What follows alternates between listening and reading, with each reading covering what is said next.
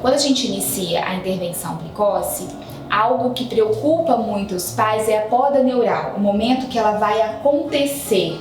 Então eles ficam sempre muito aflitos em relação a isso. Pode falar um pouquinho mais sobre essa poda neural, que é tão importante, que marca o fim da intervenção precoce? A poda neural, ela acontece ao longo de todo o neurodesenvolvimento. Ela é importante para a gente ter mais estimulação de áreas que nós estamos precisando, e outras áreas que muitas vezes estão sendo ineficazes ou pouco utilizadas, acontece de maneira natural a poda neural. O que se discute no espectro autista, essas podas neurais que acontecem a primeira grande, né? A partir ali de 1 ano e meio até os 5 anos, e depois na adolescência uma segunda poda neural descrita no transtorno do espectro autista.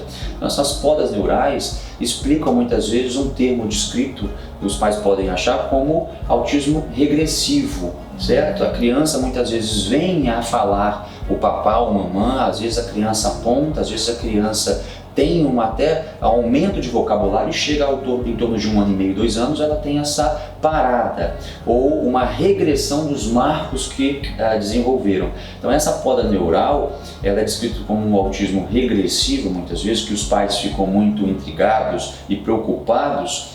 Por isso que a gente vê que quanto mais precoce o estímulo, mais a gente consegue estimular esse cérebro a novas sinapses, certo? Novas ramificações de aprendizado, onde a gente consegue muitas vezes amenizar as podas que muitas vezes seriam intensas sem o estímulo adequado.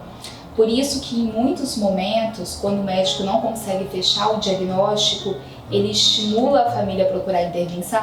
Perfeito, porque quanto mais sinapses eu crio, mais formas de novos aprendizados, modelo a criança de uma forma diferente, mais essa criança vai ter oportunidades, né, de vencer as dificuldades. Muitas vezes de uma comunicação verbal, ela adquire um não verbal, ela adquire um modo de interagir muitas vezes visualmente. Então são vários estímulos que a análise do comportamento proporciona com procedimentos que eu posso amplificar, diversificar o aprendizado de novas oportunidades ali de conhecimento. Pensando um pouquinho nessa questão da intervenção precoce, de crianças que vêm em algum momento para a intervenção sem o diagnóstico ainda, para essa estimulação, com qual idade é possível fechar o diagnóstico? Tem algum marco importante para isso? Fechar o diagnóstico. Fechar o diagnóstico, a gente impacta numa barreira que depende da experiência de toda a gama de profissional que está pegando a criança, né? Então, desde ali da visão crítica do professor que está ali pegando uma criança na creche, do olhar atento dos pais, conferindo até na caderneta de nascimento da criança aqueles marcos mais adequados de desenvolvimento, o olhar atento dos cuidadores, até a chegada, por exemplo, de um psicólogo, um fonoaudiólogo, do pediatra ou do neurologista, o psiquiatra infantil, atentando para esse diagnóstico precoce. Agora, quando a gente fala de existe um tempo, existe um time, existe uma idade ideal para fazer o diagnóstico, eu sempre gosto de fazer o diagnóstico antes de 1 ano e meio, se possível antes dos 2 anos de idade. Tomara que a gente chegue a um ponto de a gente estar com essas tarefas, esses quesitos muito mais elaborados, que a gente possa fazer um diagnóstico muito precoce em lactentes, em bebês que começam com uma apatia, seja uma apatia ao chamado da mãe, uma pobreza de contato visual com a mãe enquanto mamam, ou até uma irritabilidade extrema, certo?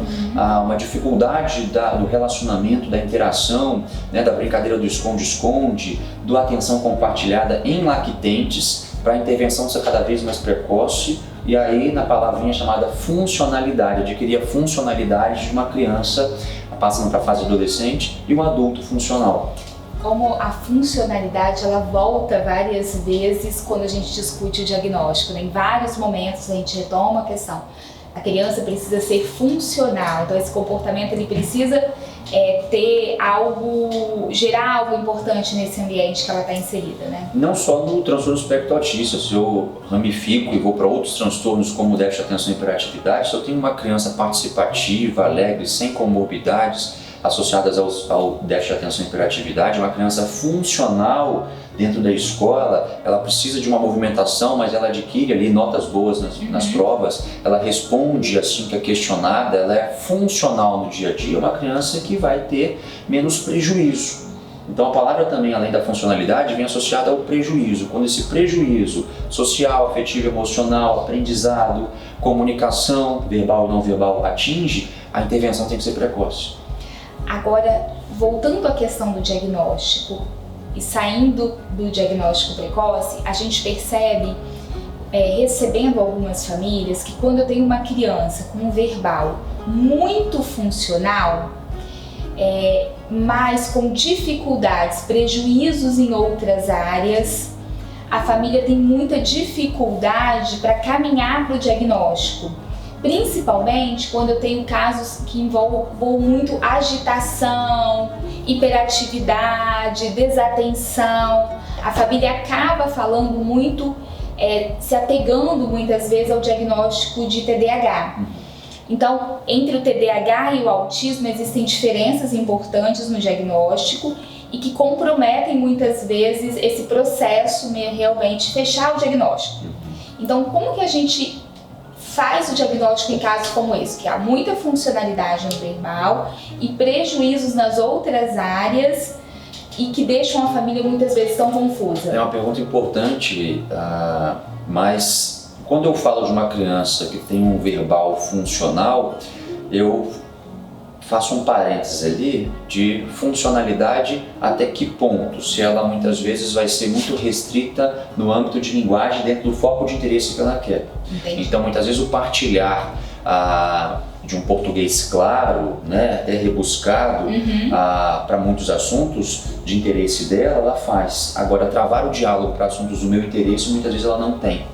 Então essa linguagem funcional para que ponto? Para o ponto de interesse dela? Ok, mas essa linguagem tem que ser funcional de um ponto de interação no ambiente que ela vive, certo? Então, se eu tenho uma criança que tem uma linguagem funcional que a confunde muitas vezes o fato de postergar o diagnóstico do espectro autista pela hiperatividade e déficit de atenção, é um ponto extremamente importante que muitas vezes mascara o alto desempenho do transtorno do espectro autista.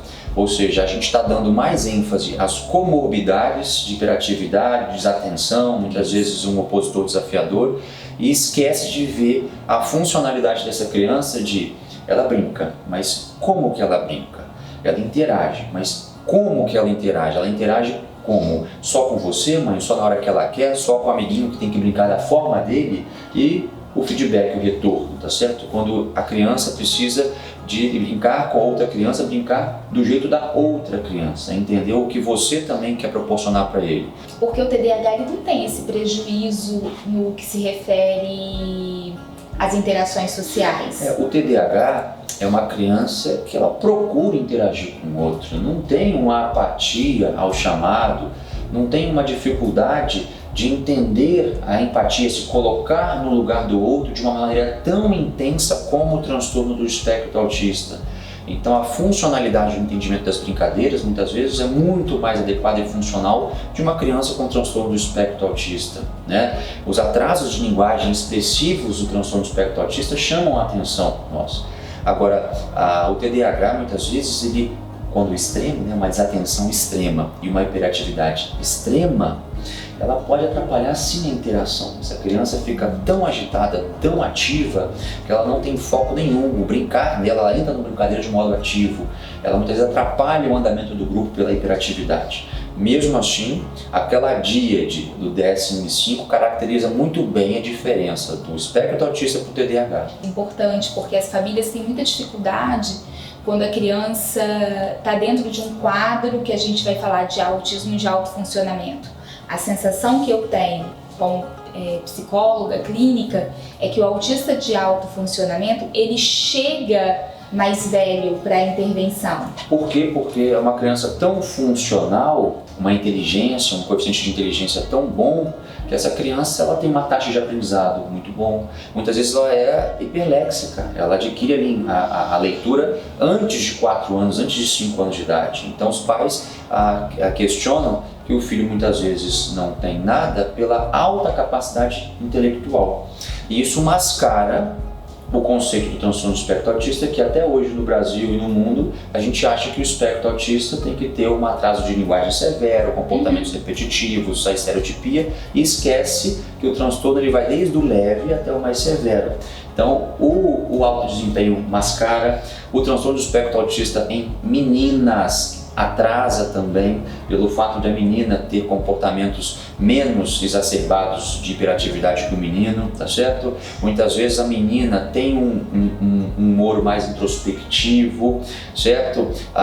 Mais tímido, e isso vai mascarando culturalmente, socialmente a menina para um diagnóstico talvez mais tardio do que o menino. Retomando a questão do diagnóstico do autista de alto funcionamento, em muitos momentos a família, quando recebe esse diagnóstico, gera-se uma expectativa em relação a qual ilha de habilidade, ele vai ser um superdotado, vai ter um nível intelectual acima dos demais. Isso é real?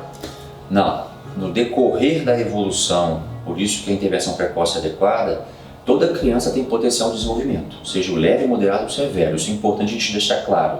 Todas as crianças do transtorno do espectro autista vão evoluir de alguma forma. Então isso vai depender muito de fatores pré-requisitos, né, de um bom prognóstico, a gente fala de uma boa evolução, ou seja, nível intelectual adequado, taxa de aprendizado, certo? Associado ou não a comorbidades, as comorbidades atrapalham muito o desenvolvimento intelectual da criança e a funcionalidade dela, tá certo? Síndromes genéticas associadas, a gente sabe que tem uma tendência a ter comprometimento intelectual, mais comorbidades e tudo, e a presença também de outras comorbidades como a epilepsia. A epilepsia também é um fator limitante para a evolução do transtorno do espectro autista.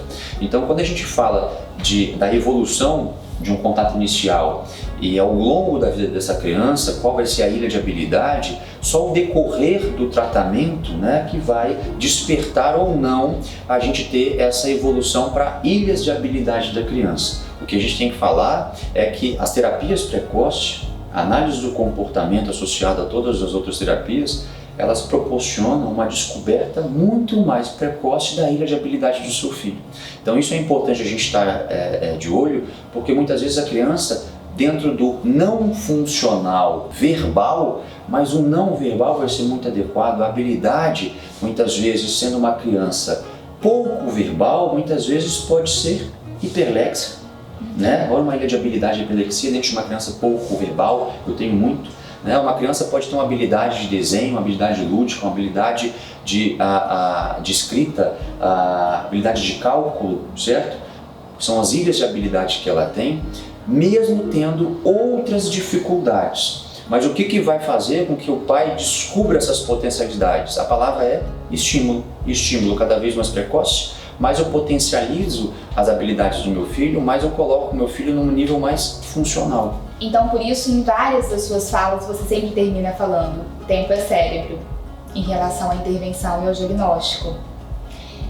Muito obrigada, acho que foi super importante, acho que esclareceu muito para quem vai ter oportunidade de assistir a essa entrevista. Eu tentei falar um pouquinho que os pais nos perguntam quando as crianças estão num processo de diagnóstico. Tentei representar os pais que ainda têm algumas dúvidas em relação ao diagnóstico. E quem quer saber mais informações, é só nos acompanhar nas redes sociais, no Instagram. Obrigado, Envolve, obrigado, equipe. Um prazer a gente estar junto, viu?